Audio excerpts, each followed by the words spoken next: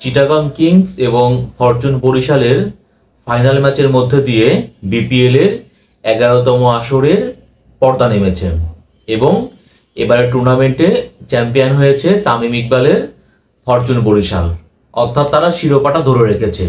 এর আগের আসরেও চ্যাম্পিয়ন ছিল ফরচুন বরিশাল, এবারও তারাই চ্যাম্পিয়ন হয়েছে। তো এবারের বিপিএল কে ঘিরে যে পরিমাণ আলোচনা হয়েছে তাতে বলা হচ্ছে যে বিপিএল এর ইতিহাসে এটাই সর্বকালের সেরা আলোচিত টুর্নামেন্ট। এমনকি যদি আপনি হাইপ বা আলোচনার কথা বলেন, সমালোচনার কথা বলেন, তাহলে পারে আই থিঙ্ক এটা ইন্ডিয়ার আইপিএল কেও ছাড়িয়ে গিয়েছে। যে পরিমাণ নেতিবাচক কথাবার্তা হয়েছে বা সমালোচনা হয়েছে, জানি না ইন্ডিয়ার আইপিএলেও এমন সব ঘটনা কখনো ঘটেছে কিনা, বা ইন্ডিয়ার আইপিএলেও এরকম নেগেটিভ ভাবে তারা আলোচনা এসেছে কিনা, যেটা কিনা এবারের বিপিএল এ হয়েছে। তো নর্মালি কি ছিল এবারের বিপিএল এ?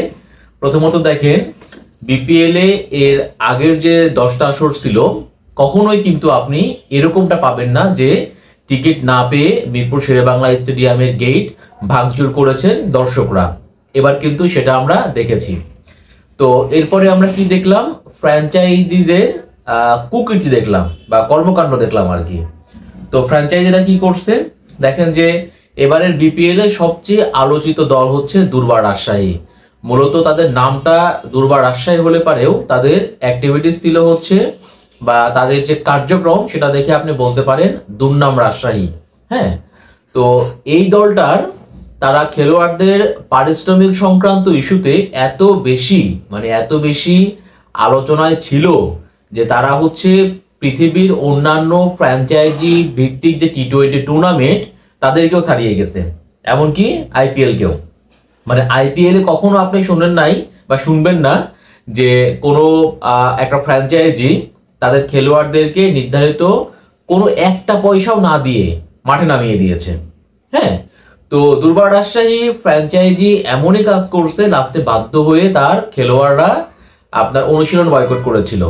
আবার আরেকটা জিনিস আমরা দেখলাম, সেটা হচ্ছে যে পারিশ্রমিক না পেয়ে বিদেশি খেলোয়াড়রা একটা ম্যাচে মাঠে আসেননি।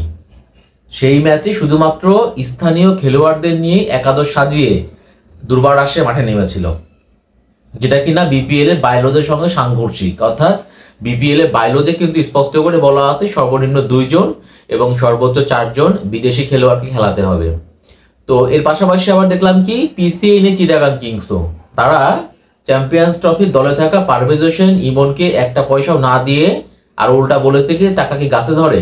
অর্থাৎ ইমনের পারফরমেন্সে সন্তুষ্ট না হওয়ার কারণে তাকেও তার চুক্তির কোনো পারিশ্রমিক দেওয়া হয়নি। এমনকি শুধু তাই না, তারা যে কানাডিয়ান হোস্ট নিয়ে এসেছিল সে হোস্টকেও তারা তাদের পারিশ্রমিক দেয়নি, এবং পারিশ্রমিক না দিয়ে বিজ্ঞাপন করার জন্য জোর করেছিল। লাস্টে তো ইয়াসা সাগার তিনি চলেই গেলেন, বিপিএল শেষ না করে তিনি চলেই গেলেন।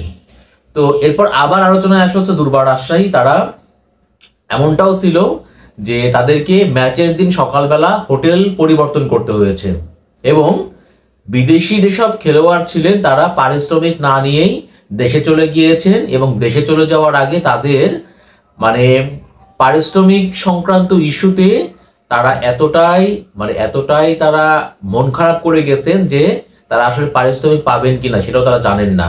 আর তাদের তো টিকিটের ফ্লাইটের টিকিট নিয়ে তো ঝামেলা ছিলই। কোন ক্রিকেটার কখন তারা ফ্লাইটের টিকিট পাবেন সেটা তারা জানতেন না আর কি। তো সব দিক মিলিয়ে যদি আপনি দেখেন, এবারের বিপিএল মাঠে যতটা না বেশি আলোচনা ছড়িয়েছে, তার চেয়ে বেশি আলোচনা সমালোচনা ছড়িয়েছে হচ্ছে মাঠের বাইরে বিভিন্ন নেতিবাচক ঘটনায়।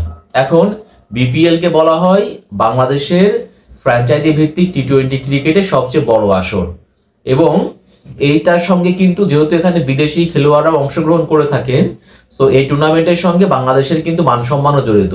বাট আলটিমেটলি এই দুর্বার রাজশাহী এবং চিটাগাং কিংসের মতো কিছু ফ্র্যাঞ্চাইজির কারণে এবার বহির্বিশ্বের কাছে বাংলাদেশের মান সম্মানও কিন্তু ডুবিয়ে দিয়েছে এই বিপিএল এর 11তম আসরটা। পাশাপাশি বলতে হবে যে এর আগের যে আসরগুলো ছিল সেখানে কিন্তু, যেমন গতবারও ডেভিড মিলার তিনি কিন্তু খেলেছিলেন। সো এর আগের আসরগুলোতে কিন্তু টুকটাক দেখবেন যে কেউ না কেউ বড় তারকা ছিলই। যেমন এর আগে আমরা ব্র্যান্ডন ম্যাককালামকে পেয়েছি, এবি ডিভিলিয়ার্স, ক্রিস গেইল, শহীদ আফ্রিদির মতো অনেক নামি দামি তারকা খেলোয়াড় কিন্তু বিপিএল এ খেলেছেন, বাট এবারের যে আসরটা ছিল তাতে লোকাল খেলোয়াড়দের মধ্যে তামিম ইকবাল আর বিদেশি খেলোয়াড়দের মধ্যে আই থিঙ্ক শাহিন শাফ্রিদির কথা সবাই বলবেন। এই দুজনের বাইরে কিন্তু ওইরকম আর বড় কিন্তু কোনো ক্রিকেটার ছিলেন না। তাহলে আপনি বলছেন যে বিপিএল এর মানটা কোথায় চলে গেছে। তো যাই হোক, বিপিএল এ বা যেসব ঘটনা ঘটেছে, এক কথায় বলতে হবে যে মানে আলোচনার দিক থেকে, নেতিবাচক ভাবে আলোচনার দিক থেকে এবারের বিপিএলটা আইপিএল কেও ছাড়িয়ে গিয়েছে। মানে আইপিএল এর চেয়েও বেশি আলোচনা হয়েছে এবারে বিপিএল কে নিয়ে, এবং সেটা অবশ্যই ইতিবাচক অর্থে না, সেটা হচ্ছে নেতিবাচক অর্থে।